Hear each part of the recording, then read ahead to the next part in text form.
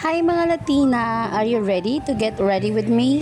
Let's go! Maliligo muna ako. Hi PH Care! Bikini men! Char! So yun nga, yun ang ginagamit ko para fresh pa rin. So yun nga mga Latina, ito ang aking mga daily routine. Hi Vaseline! So yan, Vaseline ang ginagamit ng buong pamilya namin kasi effective siya. So yun lagi namin ginagamit. Ewan ko sa iba, ayaw nila ng Vaseline kasi daw ganito ganyan. Pero sa amin, ano naman siya, maganda naman siya. And hindi po siya malagkit sa katawan. Malamig pa nga siya eh. Basta yun, mas bet namin si Vaseline in any other brands.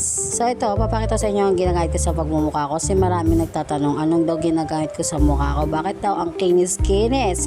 So ito, hindi siya sponsored by my mom. Oo, kasi binili na nanay ko yan sa Japan pa. So yun, binibilan niya kami ng mga skincare dito ng aking mga kapatid and pinapadala niya dito. And grabe, ang ganda niya sa balat guys kasi talagang akala mo matte finish ng face ko pero walang ka pores. Oh, look at that. Beautiful face, eme. So, Latina pa rin tayo dyan, oh. Pakak. So, yun, guys. So, ngayon, aalis ako ngayon dahil magpapalinis ako ng kuko ko sa kamay. And, yan. Ayos mo na si Latina ng kapiraso. Pabango pa, kala mo naman. Mabango, eme. So, yan, guys. Yan ang aking face kapag lalabas. Kahit nga sa bahay, hindi na ako naggaganyan. Nagliliptint lang pag lalabas. Depende sa okasyon.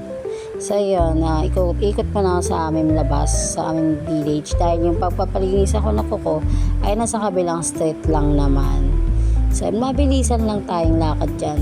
And eto guys, napansin ko lang, napakaganda ng sunset. Ayan o, kita mo yan, napakaganda. Wow! Na-amaze lang ako. Tignan mo, ibababa ko pa yung brightest. Oh! So yun, tuloy-tuloy lang ang lakad kasi nasa kabilang street nga sila.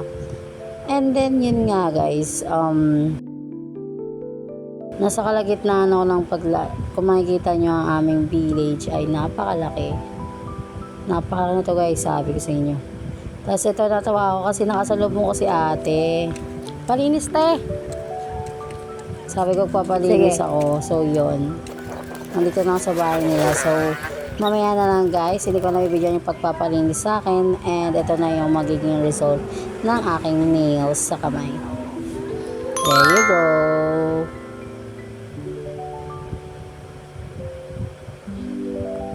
So dito muna guys, salamat po sa lahat-lahat. See you in my next vlog. Bye!